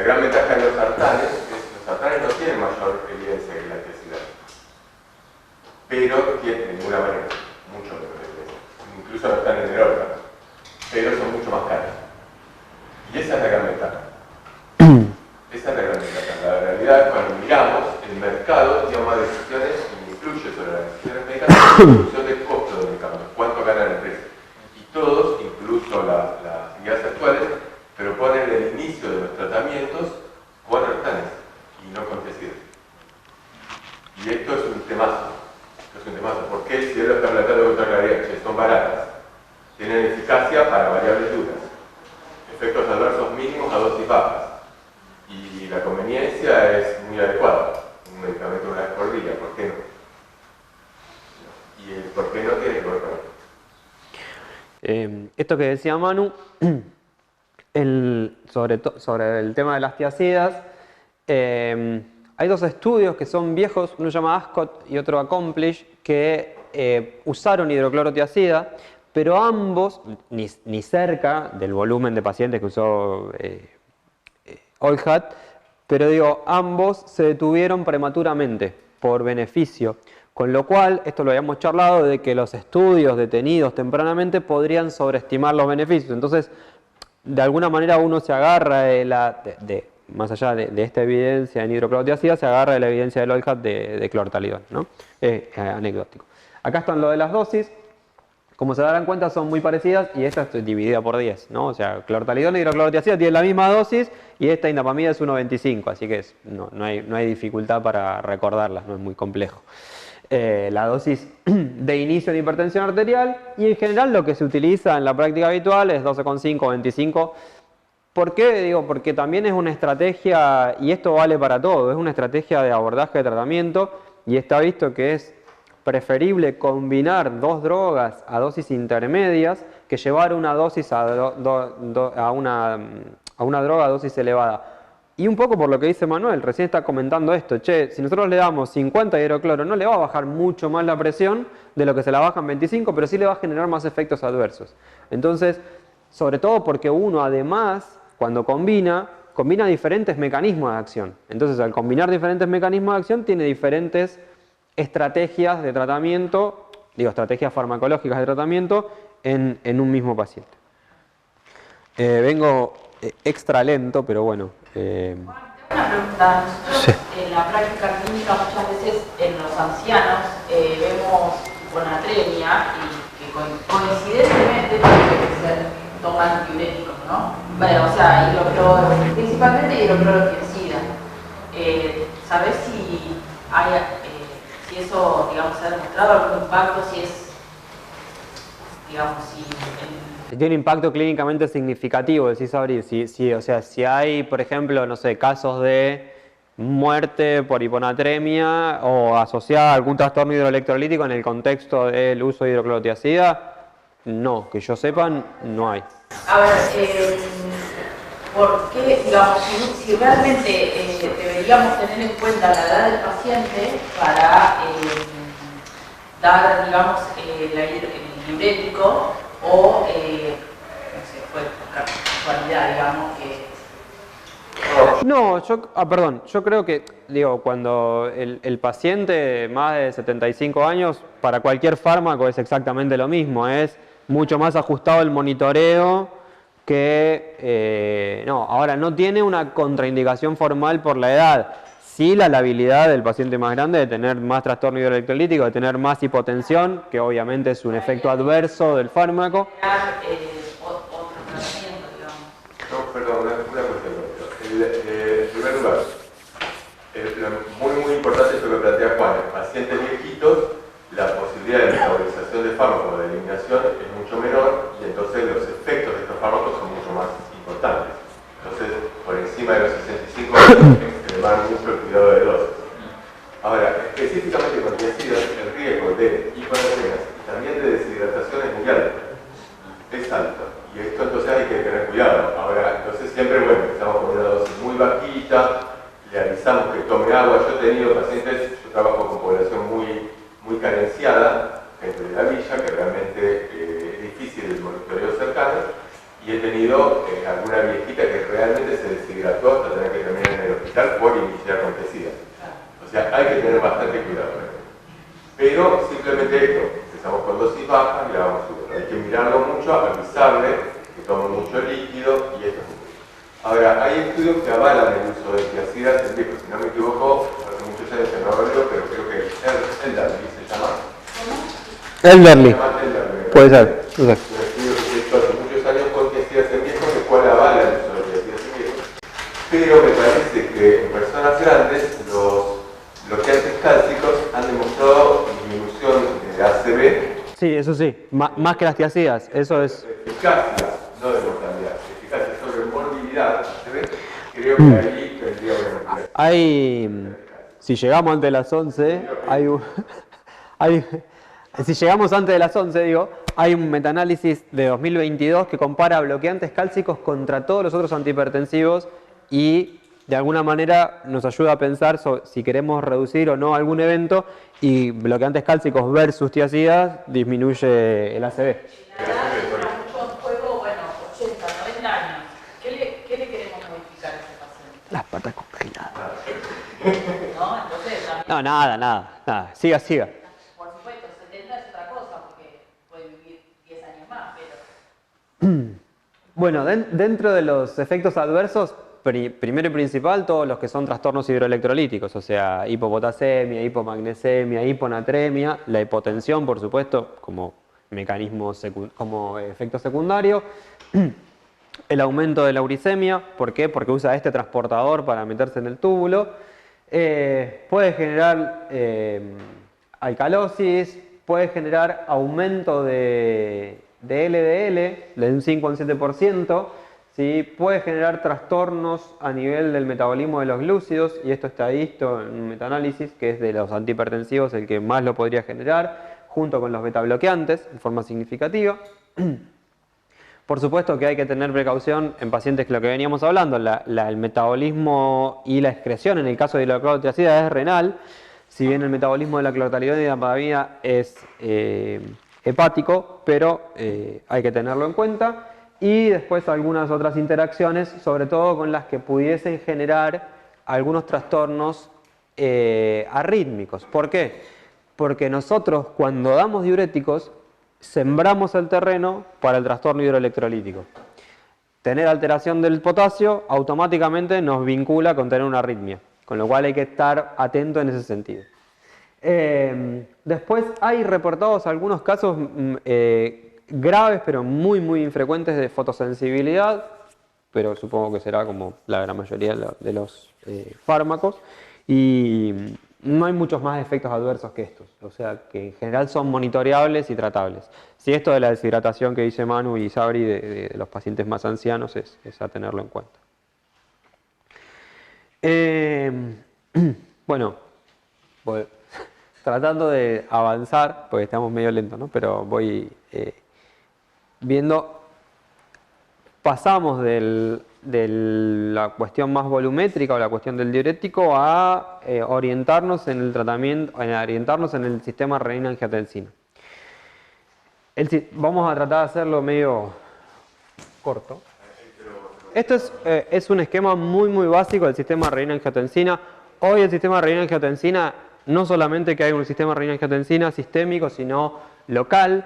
El sistema renina-angiotensina tiene funciones endócrinas, parácrinas, intracelulares, dentro de la misma célula tiene funciones, y más allá de que nosotros conocemos angiotensina 1 y angiotensina 2, existen angiotensina 1, 2, 1,7, 1,9, 3, 4 y hay unas cuantas más, con un montón más de intermediarios en ese sistema.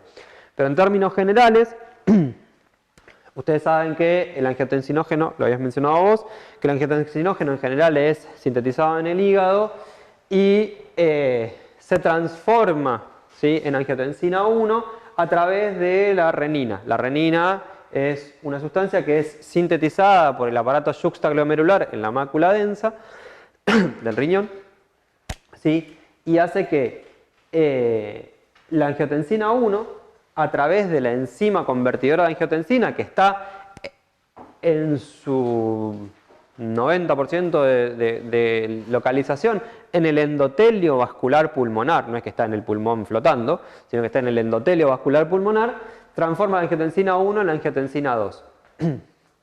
La angiotensina 2 tiene interminable, como no veo, no sé si es esta la que sí o no para mostrarles. Bueno, murió. Paren, pues quiero ver si es... ¿Cómo ahora? Ah, ahí está, eso quería. La angiotensina 2 tiene interminables funciones. Ahora, más allá de eso, pero voy a hacer así porque se va a confundir, si no. Más allá de que para una cosa usamos números romanos y para la otra cosa usamos números arábigos, serían, no sé. Pero vamos a hacer así. La angiotensina 2 va a depender un poco de a qué receptores se una.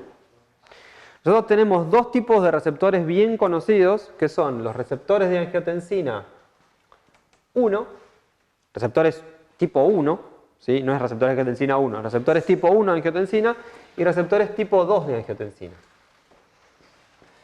Esto es fundamental porque es diferencial, es decir, todos los efectos hipertróficos, vasoactivos me refiero a vasoconstrictivos, me refiero a estimulantes del sistema nervioso simpático, me refiero a los que regulan la sed y la liberación de vasopresina, me refiero a la liberación de aldosterona, y todo eso está vinculado con los receptores de angiotensina tipo 1. No angiotensina tipo 1, vuelvo a decir, receptores tipo 1 de angiotensina 2. Y los receptores tipo 2 de angiotensina 2 están vinculados con todo lo contrario, con antiproliferativo de células endoteliales, con vasodilatación, con inmunomodulación. Ahora, ¿qué pasa? Estos receptores están distribuidos en casi todo el organismo y en órganos principalmente reguladores de la presión arterial, que son el corazón, el cerebro, el riñón, ¿sí? Y estos están localizados y están más frecuentemente vinculados con diferenciación celular en la vida fetal. Con lo cual hay mucho menos actividades. Hay mucho menos actividad del receptor de angiotensina 2. Ahora, cuando nosotros... perdón, no sé si lo dice acá. Me fijo en la que sigue. Ah, esta es la que me gusta, que sigue. No sé por qué esta soronga me pasa. Quiero pasar de slide, pero no puedo. Ahí está.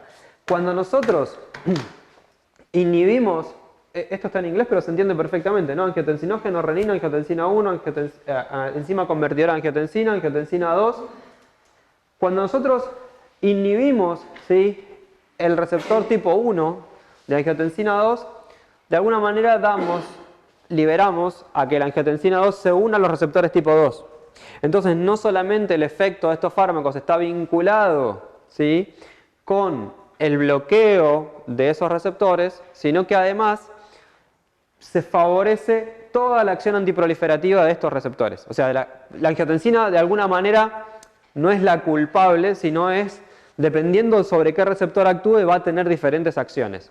Si actúa sobre receptores tipo 1, en general va a favorecer el aumento de la presión arterial a través de la contracción del músculo liso vascular, a través de vasoconstricción sistémica, a través de estimulación del sistema nervioso simpático, de controlar la liberación de vasopresina y sed, disminuir la reabsorción de sodio. Ahora, cuando nosotros bloqueamos ese sistema, por eso entran en juego estos fármacos, es decir, los inhibidores de la enzima convertidora de angiotensina y los bloqueantes de los receptores de angiotensina 1, que son los sartanes, o los que decía Manu, o ARA2, ¿sí?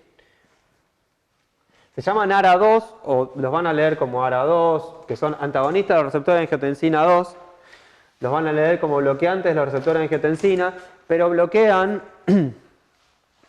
creo que, no me acuerdo sinceramente, lo leí alguna vez, pero creo que bloquean, tienen 10.000 veces más afinidad por estos receptores que por estos. Entonces prácticamente no los bloquea. Entonces, no solamente que inhiben la acción que se desencadena a partir de estos receptores, sino que favorecen que la angiotensina tenga efectos vasculoprotectores. Digo para correrse del lugar de decir, no, la angiotensina es mala, la angiotensina se llama angiotensina y parecería como que no, tensina, o sea, como que genera tensión, pero no es así. Este es el mecanismo de acción de los... Pregunten, no sé qué querían. No, la primera, o sea, porque dijiste que si se bloqueaba, o se iba de uno de esos receptores de esos, o sea, no se unían al receptor de tipo 1. Entonces todo lo que se une al receptor de tipo 2 solamente la receptor celular. Claro, los receptores de tipo 2, sí, que son estos, receptores tipo 1 y receptores tipo 2, tienen efectos de natriuresis, de vasodilatación y antiproliferativos. ¿Sí? Entonces, estos efectos favorecen el descenso de presión arterial. A lo que voy es que tal vez el descenso de la presión arterial no esté solamente logrado por inhibir esta acción, que es prohipertensiva, sino al favorecer además esta acción que es prohipotensora. ¿Sí? Entonces tiene como dos vías de acción. Si me deja libre esto, para que tanto la angiotensina 2 como la angiotensina 1,7, que es un derivado, actúen sobre estos receptores y me bloquea estos otros. A eso me refería. Los inhibidores de la enzima están bloqueando una instancia anterior en la cadena de activación o la de transformación. Pero en general este es el mecanismo de acción de estos dos grupos de fármacos. Es decir, el inhibidor de la enzima convertidora de angiotensina, cuyo representante paradigmático es el enalapril, o en nuestro medio, ¿no? Y los antagonistas de receptor de angiotensina. Entonces, si vos usas los IECA, que bloquearían el paso anterior a la conversión de angiotensina 1 a angiotensina 2, ¿no generarías un efecto vasoconstrictor ni vasodilatador? No es tan lineal. A lo que voy es, por eso yo les decía que hoy en día el sistema renina-angiotensina-aldosterona, y esto da para... Es todo un tema, pero el sistema renina-angiotensina tiene un montón de otros intermediarios. De hecho, esta enzima convertidora no es la única enzima convertidora, y productos derivados de la angiotensina como tal, que son productos vasoactivos, como decía, esta que está acá, la 1,7 o la angiotensina 1,9, tienen acción sobre los receptores de angiotensina independientemente del bloqueo de esta ECA. Con lo cual, en general, lo que uno busca es, o que está bien identificado, es que bloqueando este receptor tipo 1 de angiotensina es donde uno limita la acción favorecedora a aumento de presión arterial. ¿Sí? Después, no hay otro, o no hay adecuadamente identificado otro intermediario de esa vía que se una a ese receptor AT1, con lo cual sería solamente la angiotensina. Entonces, me gustaba mucho ese grafiquito. Volviendo a esto, y estos son los estímulos habituales de la angiotensina. Bien. No sé si me estoy olvidando de algo.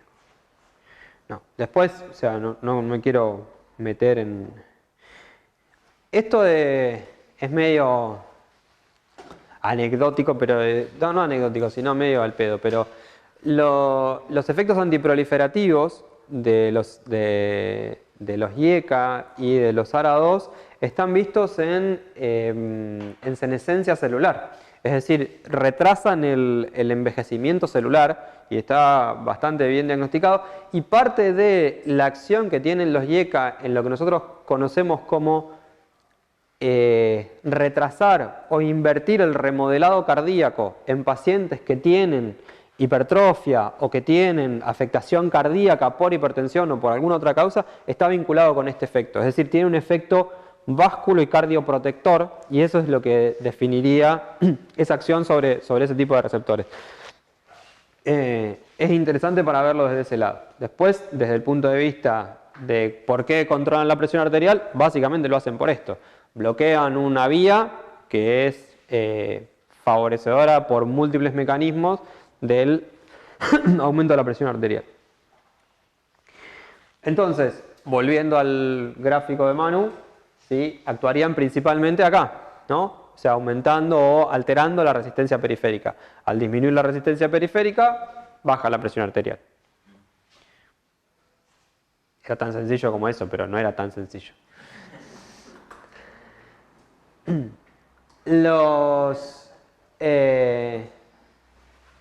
Los fármacos son un montón, ¿sí? Nosotros tratamos de no hacer demasiado foco, no sé, sobre algunos, principalmente en el grupo de los inhibidores de enzima convertidora tenemos principalmente el enalapril, lisinopril, ramipril.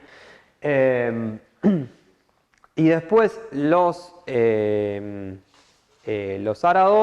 los sartán, valsartán, telmisartán son como los más conocidos. Tienen diferencias entre ellos, más los sartanes que los IECA. Los IECA a veces se los interpreta como, se dice como que tienen efecto de clase, con lo cual muchas veces se valora como lo mismo, independientemente de que a veces tengan distintos intervalos de dosis.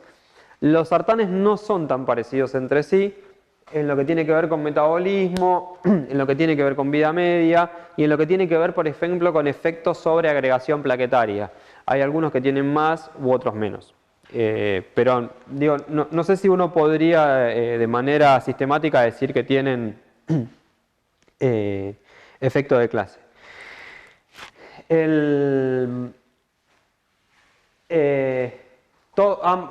Los sartanes todos se metabolizan por el hígado, ¿sí? Y ambos, tanto IECA como ARA, tienen excreción renal. Lo que sucede es que algunos de estos, no todos, sobre todo el telmisartán y el candesartán, tienen excreción mixta, con lo cual esos no deberían ajustarse en insuficiencia renal, tal como se deben ajustar todos los otros que sí tienen excreción renal pura, ¿sí? Pero no todos tampoco. ¿Cuáles son los efectos adversos esperables? ¿Sí? Básicamente, al inhibir... perdón, esto va acá. Estos son efectos, el angioedema, ¿sí? Es en general un efecto raro y grave, pero es exclusivo de los inhibidores de enzima convertidora, no es un efecto producido por los sartanes, así tampoco como la tos.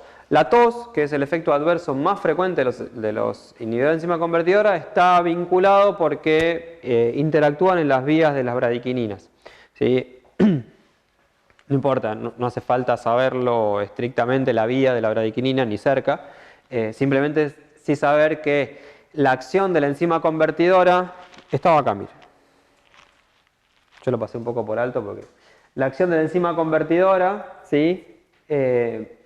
Actúa la bradiquinina, la enzima convertidora angiotensina transforma la bradiquinina en péptidos inactivos de bradiquinina. Entonces, si yo inhibo esa vía, dejo bradiquinina y eso estaría vinculado con la tos. Pero no hace falta estrictamente saberla, sino saber que tiene ese efecto y que no es vinculado a los sartanes. Después, por supuesto que ya así, en efectos adversos más comunes, primero y principal, no se olviden que el primer y principal efecto adverso de cualquier fármaco antihipertensivo es la hipotensión. O sea, pueden generar tranquilamente hipotensión.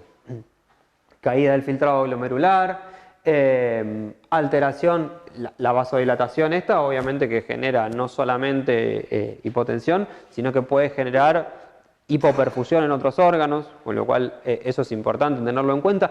Y esto volviendo de nuevo a la población de edad más avanzada. La población de edad más avanzada es mucho más sensible a esto, con lo cual a veces el paciente anda medio en las nubes y anda con la presión muy baja. No es porque tiene algo raro, sino que está hipotenso. Y nosotros no le estamos asegurando un flujo de perfusión adecuado a los órganos, al cerebro, al riñón.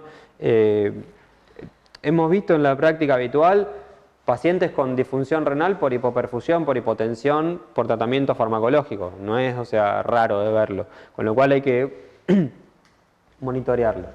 Y después, bueno, el descenso de aldosterona y la hipercalemia que se puede generar al inhibir el sistema renina-angiotensina-aldosterona, hay que controlarlo, obviamente,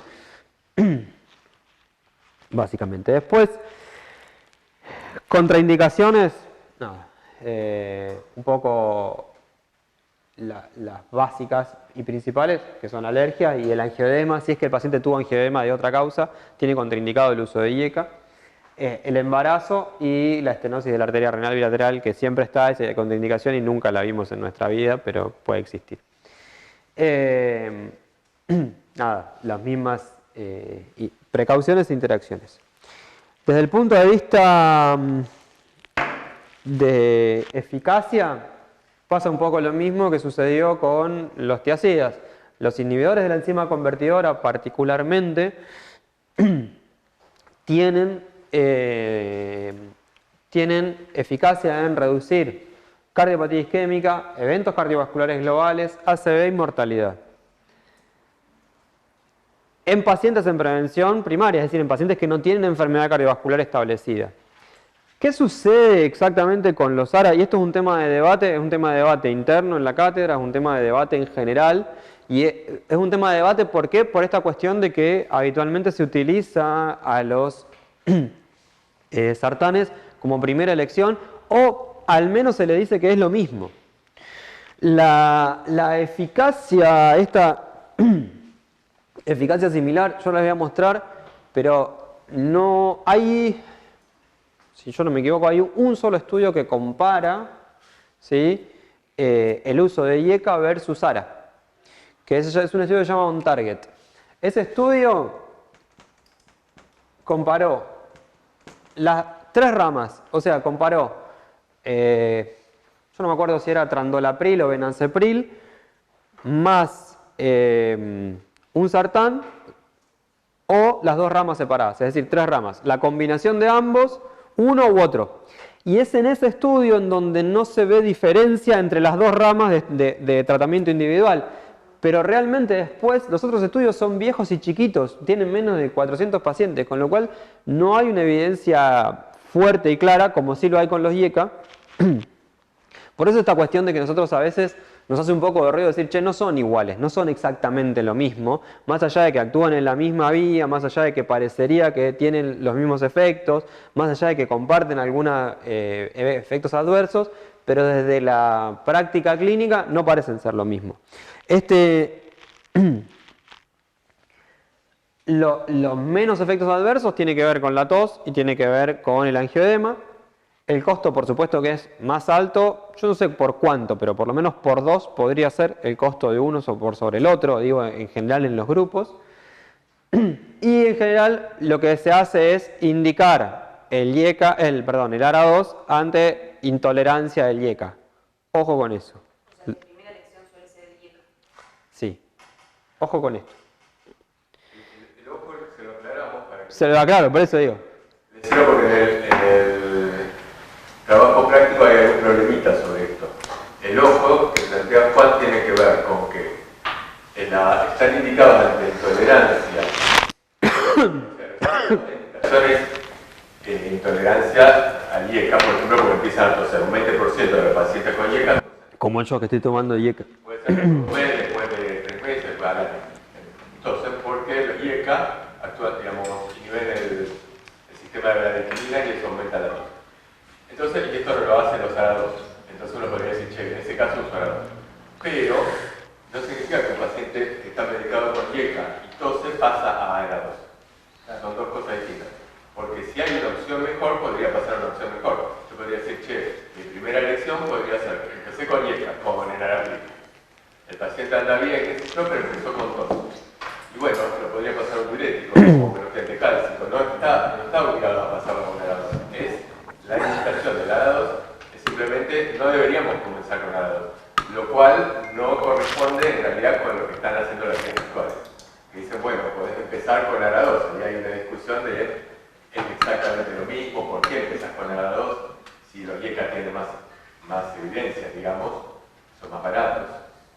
Entonces, bueno, ahí hay Sí, de hecho, el ARA2 que más se usa, que es en los sartán, está en discusión si, o sea, vos decís, bueno, por una cuestión de conveniencia, lo usaría una vez por día, pero los sartán, o sea, en realidad tal vez debería usarse 2, se podría usar una, pero tal vez debería usarse 2, con lo cual tampoco tiene que ver, y hay IECA que se usan una sola vez por día, para tratamiento de hipertensión, no es un problema de conveniencia tampoco, y tampoco una o dos, no es que tenga que tomar una gota como en los ojos, que es una gota cada 2 horas.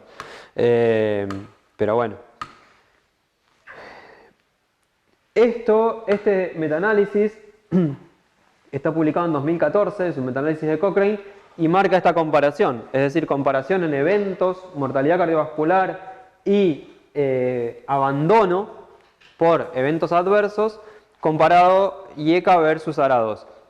Estos resultados están prácticamente traccionados solamente por ese estudio. El resto es como son cosas muy pequeñas. Y acá no hay diferencias en mortalidad total, no hay diferencias significativas, digo, desde el punto de vista estadístico, no hay diferencias en eventos cardiovasculares, pero fíjense, acá hay 10.000 pacientes, acá hay 5.000 pacientes. Ya el estudio del OLHAT tenía 40.000, con lo cual hay mucha más evidencia acumulada en eso. Y sí habría un beneficio en tener menos efectos adversos, pero menos efectos adversos que lleven al abandono del tratamiento. Con lo cual ahí es donde uno pone en la balanza, ¿sí?, el beneficio o no del uso de estas drogas. No tienen tanto que ver con la eficacia, sino más con otras cuestiones.